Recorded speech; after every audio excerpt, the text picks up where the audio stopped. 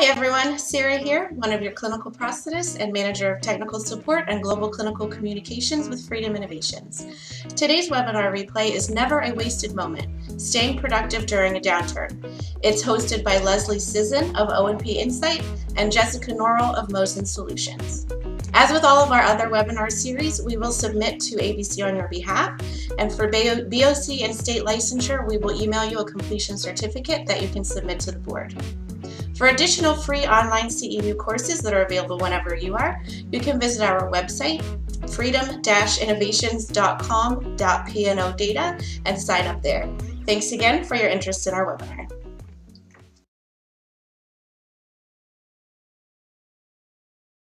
Hello, everyone, and good morning, good afternoon, and I always like to say good evening. So I always say we have some international participants on this program. Welcome to Freedom Hour. My name is Eric Ferris, Head of Marketing here at Freedom, and we will wait another 30 seconds or so. I still see some people signing on here, so let's just give everyone another few seconds, then we will start. All right, I see the numbers slowing, so we will jump on here. So, all right, again, welcome everyone to Freedom Hour.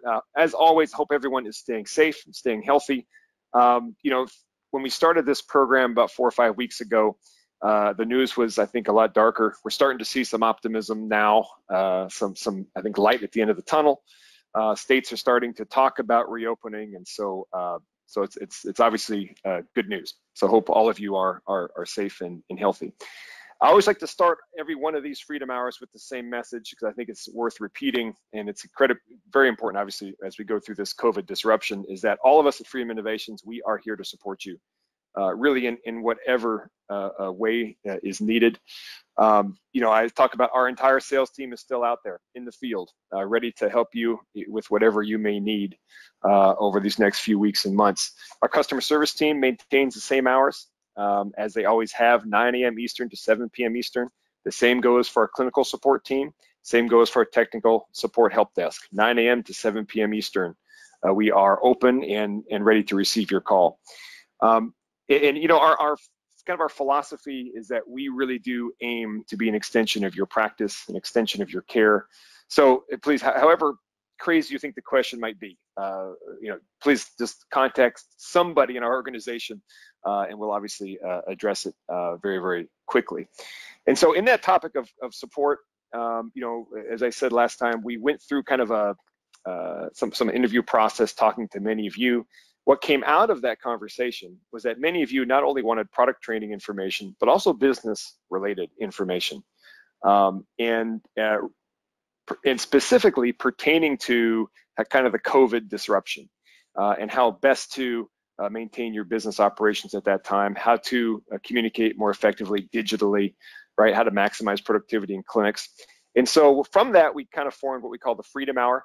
And this is in our vision for this is every Thursday at 11 a.m. Pacific, 2 p.m. Eastern, we distill down critical topics that came from many of you that said, here is the kind of the fundamental challenges that we're facing as clinicians and clinic owners and office administrators and staff.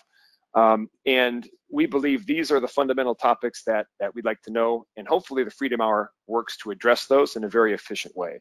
And so we've kind of take a lot of information, distill it down into 60 minutes, attach a CEU to it, and then we're off to the races.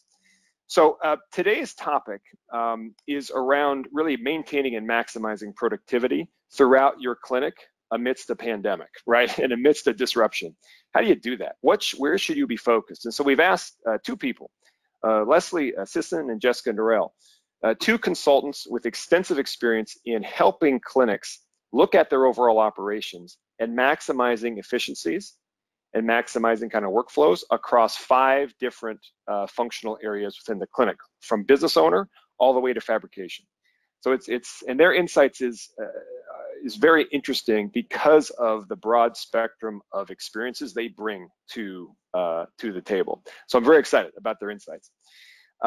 And so with that, we want to start today actually with a couple poll questions to get our juices flowing here. some insights that we think are relevant not only to this conversation, but obviously our long-term support plans here at Freedom. So I want to turn it over to Sarah Stilley, who is kind of the moderator and the leader of these Freedom Hour sessions. And so Sarah, I'll turn it over to you for some housekeeping notes, also for the polls. Then if you want to turn that back over to Leslie and Jessica, and we will get started. All right, sounds like a plan. Thanks, Eric. I'm going to go ahead and launch the poll, and while you guys are answering it, I'll do some of our housekeeping stuff. We just have a couple of questions here so that we can kind of gauge what's going on in your practices out there, and that will help us also with this presentation going on. So I'll go ahead and hit launch. You should see 3 questions there that you should be able to answer for us. Some housekeeping things is that if you have any questions on the right-hand side, you can type those questions in. We will save those questions until the end. We'll do a Q&A session there. And then there's also a handout on the right. It's going to be a checklist for your different offices that you can download or you can print out. And I'll give you about 15 more seconds on this one. And then we'll launch the second poll and do some more housekeeping stuff here. All right, so I'm going to go ahead and close this one, and then I'm going to share the results with you guys so you can see it. So the question was, how is your, well, it should say how is your patient care load at this time? So it looks like most of you guys are seeing less patients. Second would be not seeing any patients, and then third with 11% would be we're seeing the same number of patients. So that's some really good information for us. Thank you guys on that. And we'll go ahead and do your second poll here. So keep in mind with the answer that we just, or the question that we just had up, has your patient care numbers affected your staffing at all? So we'll go ahead and give you guys some time to do that. In order to get CEUs for this course, you will need to pass a 10-question quiz with 80% or better. There are 2 ways to get the quiz. Depending on your browser setting, it might pop up in another tab when the meeting has ended. If it does not, do not worry. You will receive a follow-up email an hour after this broadcast ends, and it will have that link to take that quiz for you as well. So I'll give you about 5 more seconds here. We're almost getting an even split this one. All right, let's see. So I will share the results here. So if you look, like I said, it's about 50-50 that your employees are working at their normal hours, which is great. And 50% employees are working reduced hours, which is still good, right? We're still out there helping our patients. And then about 3% stated that you have closed your office. So that's pretty good numbers. And we really appreciate you guys participating in that. That's really great information for us and for our presenters today. So with that closed up, we'll go ahead and pass it on over to Leslie and Jessica. Thanks. Thanks very much, Sarah and Eric. We appreciate that. We're excited to be with you guys today to talk about staying productive during downtime. I've heard from some people because they have reduced some employees' hours. They don't have a lot of downtime, the ones that are continuing to work. So we're hoping that we will be able to bring value to your practices today. I'm Lesleigh Sisson, and I have a consulting company called O&P Insight, and Jess and I work very closely together. We have worked together for about 5 years, I think now, and Jess recently launched her own consulting business last year, and I'll let her introduce herself. Oh man, I thought you did a great job, Leslie. Yeah, so I'm a clinician and trained as a clinician. I started in the profession about 18 years ago in Virginia, and just realized that a lot of established businesses truly enjoy the business part of it, but more importantly, the business owners really liked the patient care, and I really liked the business part. And so just kind of growing up in the profession, I've gotten my certification and then a graduate degree, and through the guidance of Leslie, was able to launch my own consulting business last fall. So I'm really excited to be here. I'm very thankful for the opportunity Freedom has provided us. Thanks, Jess. And I have been in business about 30 years. Most of my time is spent consulting with other clients, but my husband and I do own our own practice, so I live this with you guys every day. And if you're business owners on here, I feel your pain right now with making decisions on how to run your business. So please understand that I'm coming at it from a long-term relationship with O&P, but also as a business owner and being able to help guide some of the businesses as well. So our agenda today is we really want to be able to confidently help you execute meaningful projects for your business. So we're going to go through how to show up for your team, whatever position you have in the team, whether it's as an owner, administrator, manager. We're going to go through those checklists with you at the end and talk about how to do the business value, the business value of projects, how to map out a project. Jessica is a great project manager, so she's going to go through all of that.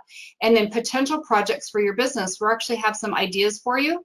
And if you look at your handout, you can take that back to your practice and work with your employees with that handout on potential ideas of what you can do during this time. The next slide, Jess. And then why. Why is so important. If you have not read the book, start with why, really important. But we want to help our profession to work beyond the fear of helping you create a plan for your business. Right now, we have unprecedented times and no one can predict what will happen 1 month from now. However, you guys, could you have predicted this? What, 2.5 months ago? What's happened to our world? Nope.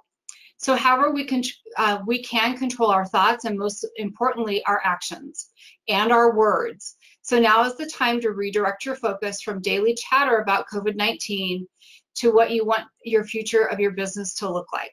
The time for wishful thinking is over. The sooner you figure out a way to adapt to the effects of the coronavirus, the better chance your business has to survive, and not only survive, but thrive.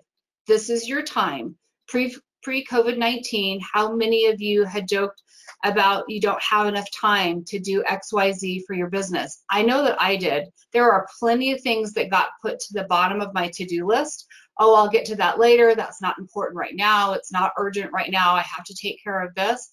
So we're going to help, because you may have some extra time right now, help you bring those to the forefront so that you can work on those right now. So this is your time. What are you going to do with it? So first, we're going to talk about leadership. All of us really are in a leadership role, whether we believe it or not. Even if we don't have a team that we lead, we still have coworkers that look up to us, and we're still leading ourselves. We are still responsible for what we do with our time. So the first thing we must do is to create alignment within our team. Think of it as safe to say that day-to-day basis, our thoughts and feelings are all over the place, especially right now. There's fear, there's you see things on social media. People are joking about what they're doing, that they're not taking a shower because they're working from home. They don't have to get dressed. They look nice on the top, but they have their pajama pants on the bottom. And then it goes back to fear and our jobs and our businesses and things like that. So as a leader, you have to redirect your thoughts. First, by showing leadership through transparency, compassion, and agility. So lead with compassion. So important that we are all in the same boat right now. It's not just one city or one state or one country. Everybody's in the same boat right now. Every industry and profession is affected by this. Realize that your team is stressed and freaked out as you are, and they may not show it. Different people show it in different ways. Some people get depressed, some people get really quiet, some people talk too much, some people are all over the place. So you need to recognize that and understand where they're coming from, and ask the questions to them. How are you feeling?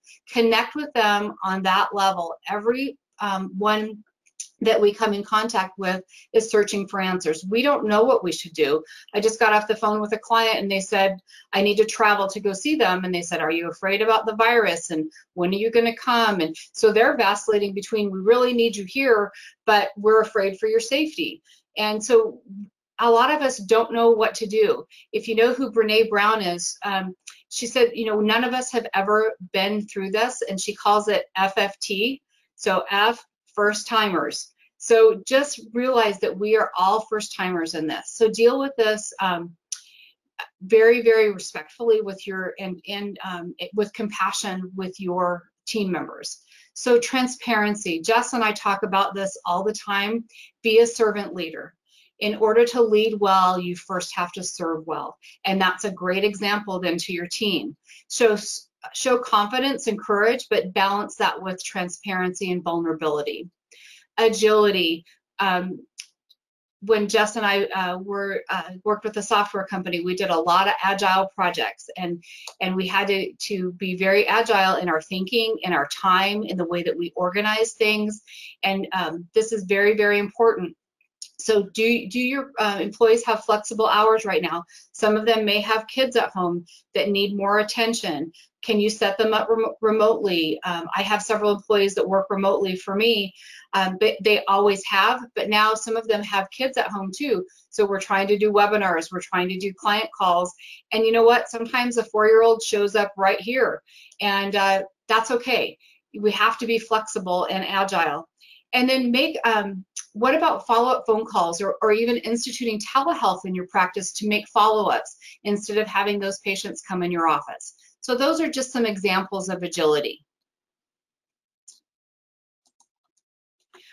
This you may have seen all over the internet. I've seen it on Facebook. One of my friends who's a corporate wellness therapist actually pulled it off in another webinar that we did. And we just really liked this and wanted to share it with you. We will make sure that if you don't have this, we'll make sure that Sarah gets this, and maybe we can email it out to you, because it's a great way to have conversations with your team members. That what are you doing right now, and what do you want to be doing during COVID-19? We don't know how long this is going to last. My guess is for quite a while. We have a new normal for quite a while. None of us want to be in the fear zone. So let's move out of that as quickly as possible and get into the learning zone and then the growth zone. So this may be a great opportunity to start some marketing initiatives, or do some new things in your practice that you've never done before, so that you can grow during this time and not just remain stagnant or even go backwards. So Jess, I'll let you do the next one. I think the important thing too with this is to recognize that you can oscillate between any of these zones at any given time. I know that there are some days where I wake up in the fear zone of just like, I open up the news and I read something and I'm like, oh, like I tighten the reins, and then it's like, no, where do I want to be? Where do I want my business to be, 1 month from now or 6 months from now? And sitting in that fear zone isn't going to get me there. So I think part of this too, recognizing where you're at, and then just like acknowledging where your employees are at too, and helping them to kind of get past these thoughts and taking kind of the next step to some of these other thoughts. So we've talked about leadership, and the value that like setting the stage for leadership brings is that you have to bring that stability as a leader, a manager, or kind of the leader within your own role in order to have impacts in your projects. And so oftentimes when I talk about project management, most business owners are like, yeah, but what's the ROI? Like they jump to that ROI real quick because you want to hear that return on investment, right? And sometimes we just can't see it. So the perspective I want to bring here is not like go buy an iPod here, but a little known fact is that the iPod was actually launched 2 months after 9/11. And why I feel like that's interesting is that, one, we were sitting in a lot of fear 2 months after 9/11. And right now we're doing the same thing. Also, we're not really sure how to talk about it, right? We're not sure if we should be seeing patients here and there. Like, how do we move past it? How do we acknowledge what's going on, but also still innovate and move our business forward? And so it's really kind of simple. We have to innovate. Like the best things that have come from our profession have come in times of downturn, and it's due to the time that we have to innovate. So again, you have to free your mind of that fear, your team's mind too, and get into that kind of next step thinking. This product has sold over 100 million times over, and it's because the vision was there. And Steve Jobs didn't let fear stop him, among many other things he did. He didn't let fear stop him, right? So we want you guys to rethink how you're operating from top to bottom. This isn't just in your role how you're operating or how your business is operating. It's just a complete, like, take a step back and look at your vision. Now that you have time, what projects can you redirect to so you can tackle them and reset the foundation for your business? How many of you started your business and you were like bootstraps, getting up and going? Maybe there was a policy and procedure manual. Maybe you started a budget. Maybe you did things and kind of pieced everything together as you went, because that's how we start businesses, right? We'll go back and revisit those foundational pieces to get that foundation even stronger than it was before. So I want you to ask yourself the following questions as we go through this. Like, how can you change your business model to fit the current circumstances? So, like, one kind of sub-note to that is, what does your patient care workflow look like right now? Like, with patients during COVID, how are you seeing patients? I would map that out, because you want to hold on to that knowledge and what you've recreated for your process now, just in case you need it. But how does your business model look now, and how do you want it to look in 2 to 3 months? How can you improve your company's website? Marketing, coming out of this with marketing, new marketing tactics, techniques, better presence would be amazing. And like Leslie said, you know, innovation might be allowing your employees to work differently, investing in different softwares. So just keep those things in mind as you start to think about projects that add business value. Not everything is going to get you that immediate ROI like in the first month, but what does it look like 6 months from now? So this is the part where I geek out. I like to talk about the how, right? Like, how do we do projects? And I remember, so I am full nepotism. I started working with my uncle when I was 16 years old, I think. So I remember when I was working with my uncle, and all these projects, like all these awesome ideas would come up, and we never knew how to execute them. And so we'd have these great ideas, and we'd like start it, and then we'd stop it, and we'd go see a patient, or we'd get a hospital call, and a month later, the project was in the same spot it was, you know, the month before. And so what I want to do is lay out a process for you guys that you can take back. It does take a little bit of organization. So if you have somebody who's very task-driven in your office, they are probably the best person to help you execute your projects and kind of rally the team. Before we kind of go down this process, the one thing I want to point out, when we talk about leadership, it is really important in this time to reset that vision, because your vision previous to COVID had probably something to do with serving your patients and patient care. Your vision during this downturn might be, for the next 3 months, we're going to work on projects that build our business. We still want to provide really good quality patient care to the patients that are coming in, but we're also going to make a shift. And I think helping your employees see that there's going to be two vision spaces here is really important, because it's, as a business owner, you're going to be able to see it immediately, but then you have to communicate that down to your team. So the process of mapping out a project, in my humble opinion, should always start with ideation. And that is like where you're sitting in a room or on a Zoom conference or a GoToMeeting, and you're throwing ideas on the board, and you're saying, well, so let's take a topic, and it might be, we need to redo our website. Okay, that's a loaded topic, right? So there's so many things to redoing the website. What needs to be redone? Do we need to work on our colors, our logo? Do we need to get more headshots? Do we need to work on our bios?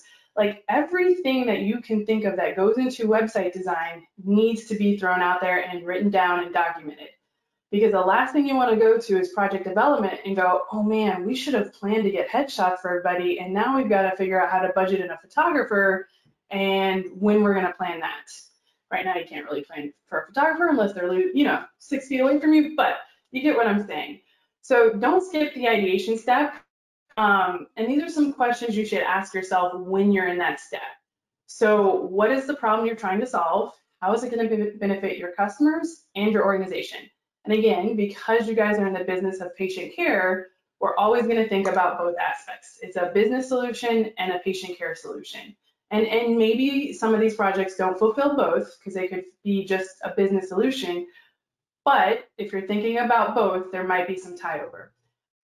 I have ROI in there. I think it's very, very important, but sometimes the ROI is not a monetary thing, and we just want to remember that. Definitely want to set a budget for this, and your budget could be monetary. It could be a time frame. So you could say we want to get this done by the end of May. I'm working with a client right now, and they're very dedicated to staff training and getting their team up to speed on certain things, and their time frame is the end of May. And so that's what we're going to execute on. So these are just some things that you guys want to ask in your ideation phase. So ideally, ideation shouldn't take more than 1 to 2 weeks. And kind of in the current state that we're in, if we're looking at opening up in a month, depending on the size of your project, you know, keep your ideation bucket a little bit shorter so you have time to execute the project. All right, so I also see a lot of people skipping this discovery step. So I'm gonna go back to the example of rebuilding our website or redoing our website. So let's say like, oh man, we really gotta scratch this. We built this in 1982 and we need something that's a little bit more modern. Well, you can go try and learn code on how to build a website, or you might be able to find a template and a platform that gets it to you in a week. And so spending time in discovery and figuring out what your options are, what else is out there, what's new and up to date, how can this help solve your problem within the budget, are all things you should spend time doing. And again, the discovery phase, maybe, allocate about the same amount of time as you would in ideation. So that could be, 1 week to 2 days kind of thing. All right, so project plan development. And I realized my camera was not here the whole time and I'm sitting here talking to my other screen. That's okay. I've got 2 screens here and moving the cameras around. So project plan development, I think any person who is task driven, this is their moment, right? So they get to take all these ideas and they get to figure out where they fit into the plan. So when you're rebuilding your website, the first thing you need to do is not go get headshots, right? Like you don't need those right away. So that may come in like phase 2. So you take all those ideas in ideation, you make them tasks, you assign who's going to do them, when they're going to do them, and you start to hold people accountable through this project plan development. You also can evaluate like what tools you need to buy during this time, you build your budget, you make sure everybody's aware of these things. A project charter is generally developed in this stage, but honestly, you can use Word and Excel for things like this. You can put your tasks in each line and a month in each bucket, and you can just say when these things are getting done, or a week in each bucket. Doesn't have to be fancy. There are certainly fancy project plan softwares out there, but Excel is a great tool as well. So the next step, and this is where the business owners like to see projects, is when you're actually doing the work. So we spent a lot of time, if I'm a business owner, piddling around getting to these next steps, but now I see the team in action. And I guarantee you, if you spend time in those first 3 steps, the execution stage will go quicker because there's a very clear focus on what needs to be done, when it's going to be done. Everybody has said that they can dedicate time to these things, and it's just kind of a forward flow process at this point. I highly recommend, if you're not meeting with your team weekly now, just to talk about kind of business ops in general, especially during project executions, you should be setting up weekly touch points. If you're running an agile type company, generally they set up daily huddles where it's 15 minutes every day. It's what are you doing today? What do you need help with? Are there any roadblocks that we can help you remove? And it's 15 minutes and each team player answers those 3 questions and it's quick and done. Depending on how much time you have, that may not be realistic, but just a few ideas to help you through that execution stage. So the last stage, and this one also gets skipped for obvious reasons, right? Like we got done with the project, we launched it, it's out there, our website's good. I don't want to do this for another 5 years. Well, no, you don't, but you still probably need to update it. And more importantly, you want to debrief because you want to get the feedback on how the team worked to get together. Because ideally, you're going to do another project. And even if you start to trickle patients in and start to see more patients, you want to have a sustainable way of launching projects in your office to keep your business moving forward. We get so caught up in client work that we forget the pieces that kind of sustain our business. And so if you debrief from just how the team worked together on the project and you get those lessons learned and those learning moments, it'll just help you build onto your next project. So now that I've gotten all really excited about talking to you about how to do a project, we're actually going to give you some ideas on what projects you can be doing in your office. And the way we've broken them down is by kind of each functional area in the office. And the reason Leslie and I chose to do this, we kind of spent some time thinking about this, and it's really easy to compile like one list and say, all right, here's like what every business should be doing.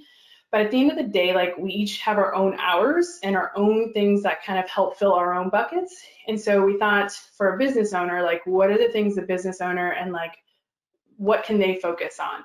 And admin are really special, and there's certain functions like what can we help them focus on to move the business forward.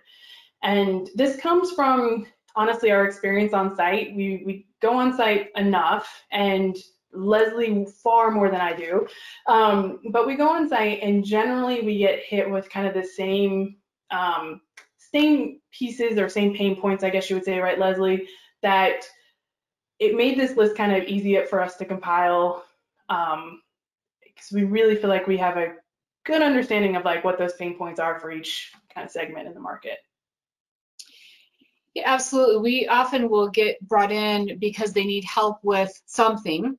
And typically, by the time we leave, not only we had to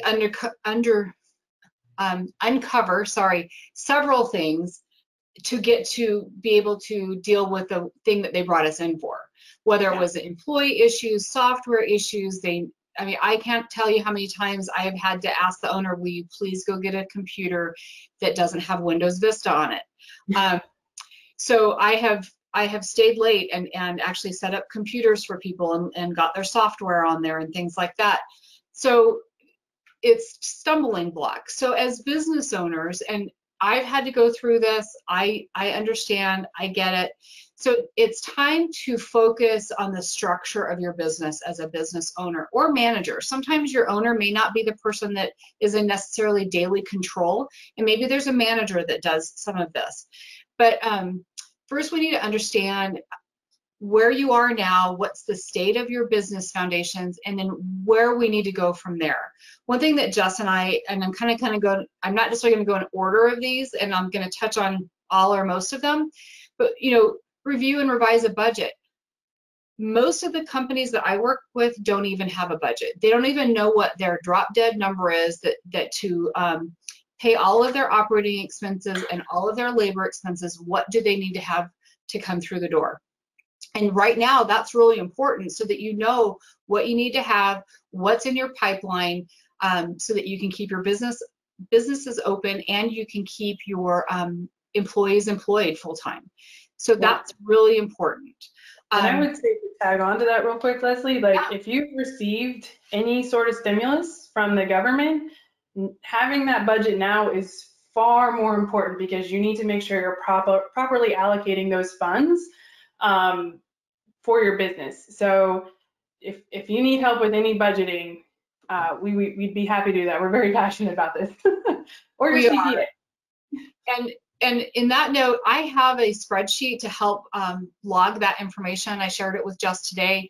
And if you're on Facebook, if you go to find a group called O&P Info Group, O&P Info Group, that's a group that Jess and I moderate, and we post lots of things. And one of our members actually posted an awesome spreadsheet as well that's super detailed. So I highly just go in and ask to join, and I'll approve you, and then you can see all the different things. Some of it's fun stuff that we post, some of it's about COVID-19, it's about webinars that we do, things like that. So check your website for updates.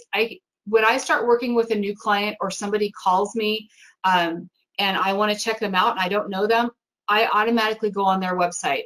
And it's really interesting when like there's under construction pages, or there's employees still on there that have been gone for a long time. I highly recommend that your landing page, your home page, has your address right up in front. I can't tell you how many times I've gone to look and you can't figure out where you are. What city are you in? So things like that. Look at it from a new, fresh perspective, or have somebody else look at it for you. Update your marketing materials. Virtual amputee support groups. These are awesome. Sometimes your city may not have one. Start one for your entire city or just for your patients. It's a great way for marketing out there. We could talk about this for an entire day, about mapping out your patient workflow and where are the inefficiencies, where can you go lean, what are you missing. Sometimes you need help with this because sometimes you're too close to it. Really, really great way to do that. If you don't have a vision statement or a mission statement, or you haven't updated those in a while, get your team involved in that and lead them through that. If you don't know how to, there's a lot of things on Google about how to do that with your team. That's something that Jess and I can do as well if you need our help with that. And I'll say next tasks missions, right? Oh, right. Sorry. Yeah. So these tasks here are, some of them may cost money, some of them don't. So if you have Office 365, for instance, and you haven't fully implemented it, man, it's an amazing tool and you've already paid for it, go for it. So clinicians, like I had to, the clinician in me, the like kind of business person in me, like get caught up on your clinical notes. Like if you're not caught up on your clinical notes after all this, we're gonna have stock, you know? So make sure those are done. And if you're caught up and you're catching up on them and you're going through them going, I'm saying the same or same thing again and again and again, it's probably time to evaluate kind of how you're doing your notes and if you can simplify that process in any way. Obviously, do it correctly. Clean up your purchasing favorites list. So if you guys have a favorites list in your system and everybody's added fiberglass 20 times, you could certainly export that list, clean it up, and re-import it. Perform a product cost analysis. I think this is a great like business solution as well as a patient solution, understanding all of the products that are offered to you out there and understanding like what the best value is for your business. There are a lot of great manufacturers out there and I think they'd be willing to work with you on this. And then I can't say this enough, connect with patients you haven't seen. So in any system that you have, you should be able to run a report of patients that you saw in 2019 or even 2018, prosthetic, orthotic, whatever they may be, and picking up the phone and calling them. If you dedicate 1 hour a week just to calling patients and connecting with them, I guarantee you that is gonna come back to you tenfold. They're gonna remember who called them and who connected with them and who reached out to them. I heard that as well, and I actually sat in on a American Dental Association, like how to move your practice forward and how to so that they survive, because they're not seeing patients at all unless it's an actual emergency. And that was one of the points that they made as well, was connecting with your patients just to see how they're doing through all of this. Not necessarily that you can provide a lot for them, you know, but you know, if they do need something, or sometimes they just need to talk. There's a lot of patients who are elderly that are home alone, and just to call and check on them, I think is really important. So now this is my wheelhouse. We're going to talk about front office, and the next one's going to be billing. So WIP cleanup, work in progress cleanup, through weekly meetings. If you do not have weekly WIP meetings now, I highly recommend that you start them. I'm an advocate of an administrator one-on-one with the practitioner that he or she is responsible for their WIP. Sometimes people like to do it in groups if they're smaller and go through each other's WIP, because maybe somebody can help with an issue that you're having. We typically will involve a lead technician and our purchasing person as well, to see where things are, what's going on, are they on back order, was it ever ordered, things like that. It really does help to predict and prevent problems. And with this downtime, you have that whole pipeline of business. So ensuring that you have everything ready to go, documentation, fabrication, everything ready to go, so that when you can start seeing patients fully again, that you have that pipeline to keep your cash flow going. So review the status of initial evaluations performed in the past 90 days. That's super important. Also look even beyond that. Do we have things that are older than 90 days And what do we need to cancel those? Have they really been fit and we never billed them? What's going on in that space? But looking at what's going on with the evaluations, where are we in the authorization process? Do we have the documentation that we need? Do the medical records reflect the need for the care that we're providing to ensure that we have coverage criteria?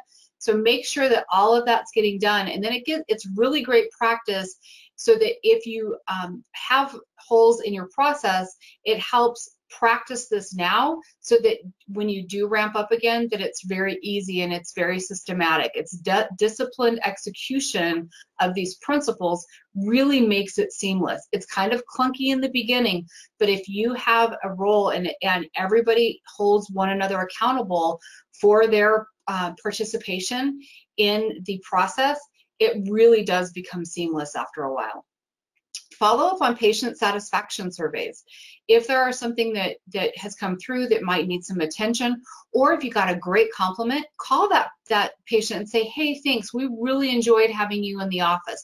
We've gotten some really great patient satisfaction surveys lately. That's one of the things that I do in my practice is I review those and I send those out. I take a screenshot of it, I send it out to everybody and I'm like, yay, good job. If there's something that has an issue, which doesn't happen very often, then I just discuss it with the people that were involved. I don't make a big deal about it. So that and then I call the patient. I got one the other day and they said that our waiting room was super uncomfortable. Well, right now it is because we've removed all of the chairs. So they are actually put in a room right away when they come in the building. So I'm okay with that. Cross-train team members.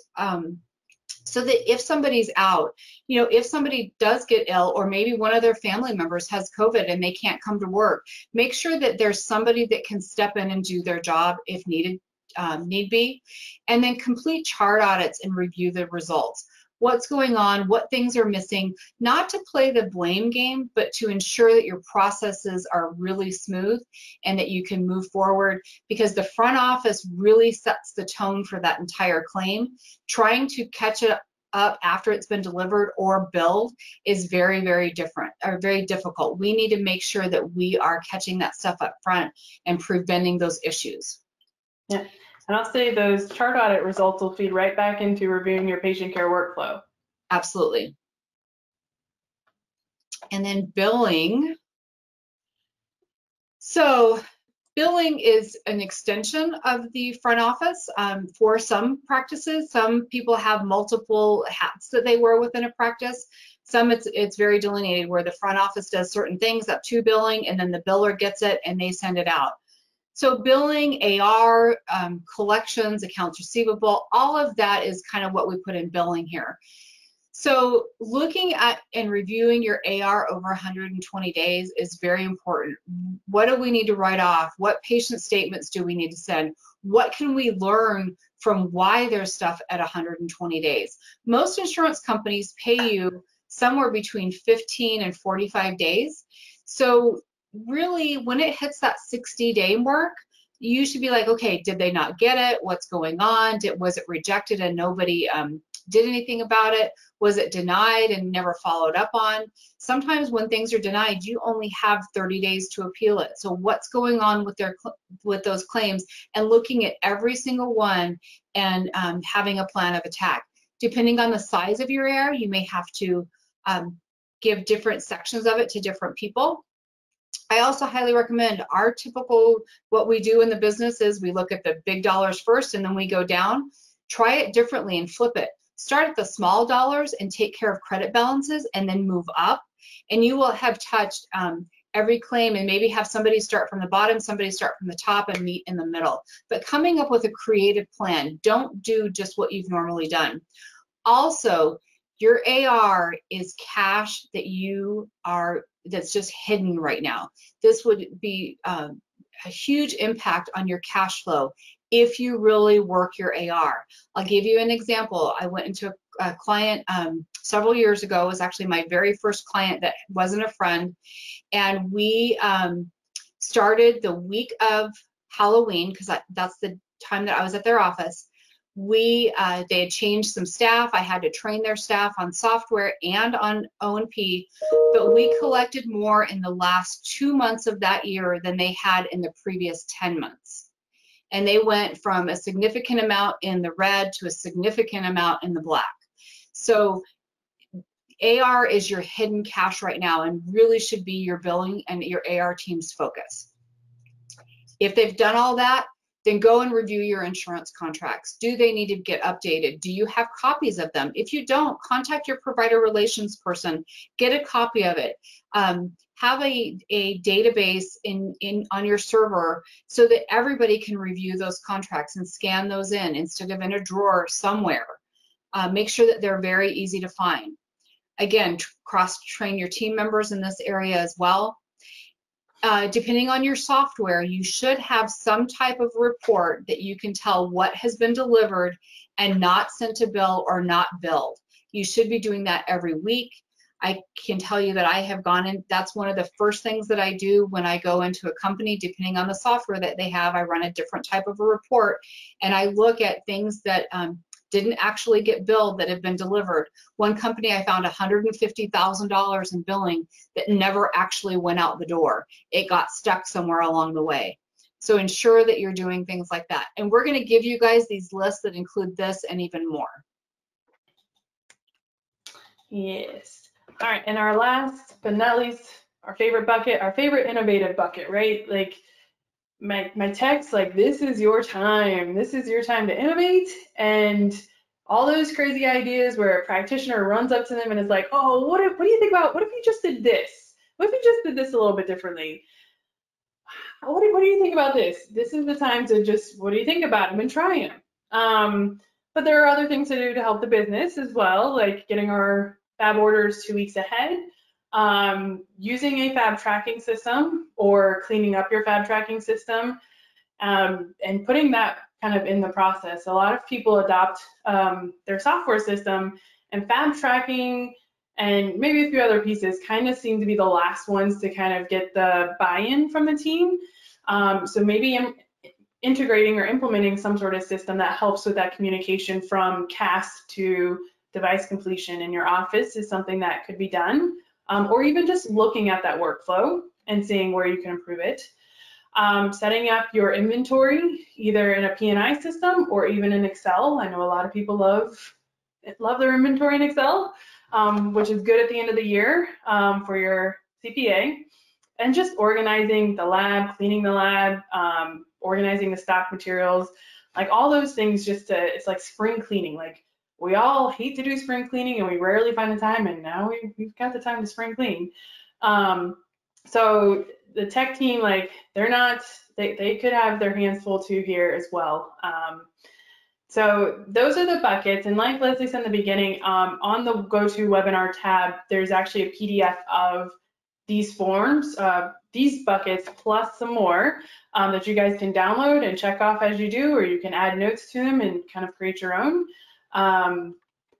But we wanted to at least give you guys some tactical things to do in your practice in the next month or so. Thanks, Jess.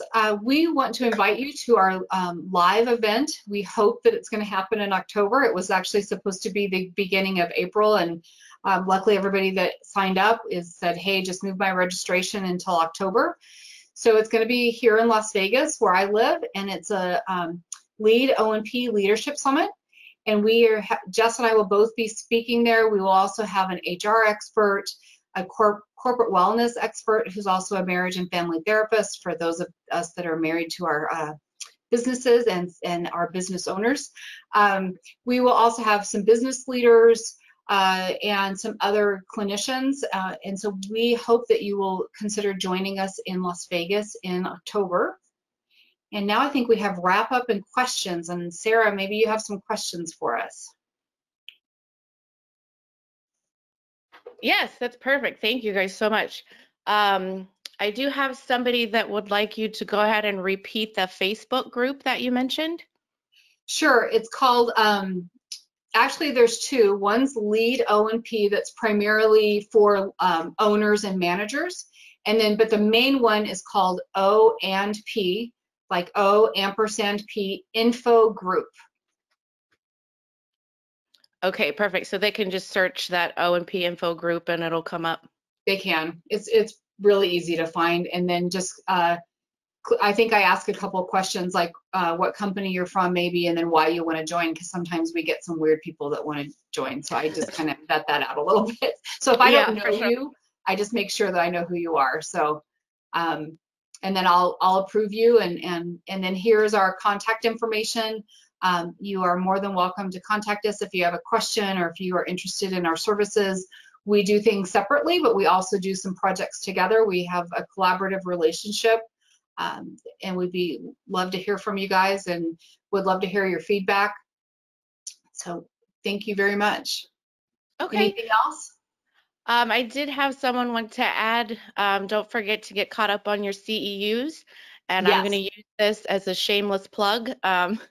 We have free online CEUs if you visit freedom-innovations.com/PNO data. So we always have those up there for you guys to get caught up on your CEUs, and there's never any charge. Training and education is so important, and I'm putting on weekly webinars on policy training. You'll find that on the O&P info group. We just did one today on inpatient billing for Medicare. We did that this morning. So we do it every Thursday morning at 8:30. And no CEUs involved, but most of it is policy or admin, but we have a lot of clinicians on there as well that join us. So yeah, education is super important. Look at your software, get educated on your software so that you know whether it's your practice management software, or your email, Office 365. Jess and I both love and are learning more and more about it using SharePoint and OneDrive and all of that stuff. So yeah, absolutely. We've started using Teams, which is pretty good too. It's really great. Yeah. Yeah, there's a lot of good stuff on there for sure. That seems to be all the questions that have come through for right now. Okay. If we want to go ahead and jump to next week, and then if I get any more that come through during that, then I will let you guys know. Awesome. So thank you, ladies. Our Freedom Hour for next week is going to be same time, same station. So we're always Thursdays at 11 a.m. Pacific, 2 p.m. Eastern. You can sign up for next week's, which is setting goals and achieving them, even amidst a global pandemic. So Robert Mallon will help you guys learn prioritization in your business and personal life and how to set and achieve your goals in both arenas now and for the future. You will get one CEU for this as well. Mr. Mallon is of Elite Coaching Solutions. He's a nationally recognized speaker, author, and leadership consultant with over 30 years of business experience. He's also won numerous awards for management, leadership, and sales abilities. So we're pretty excited about that. If you are interested in that or any of our other Freedom Series webinars or Freedom Hour Series webinars, you can go to our website, so freedom-innovations.com, and click on the events tab, and we have those all listed there for you guys. Great, thank you. Thank you, ladies, so much. It looks like that's all we have coming through, but that was a lot of great information. And if you have any questions on this, you can email me at fitonline@freedom-innovations.com, and I can forward to Lesleigh and Jessica as needed.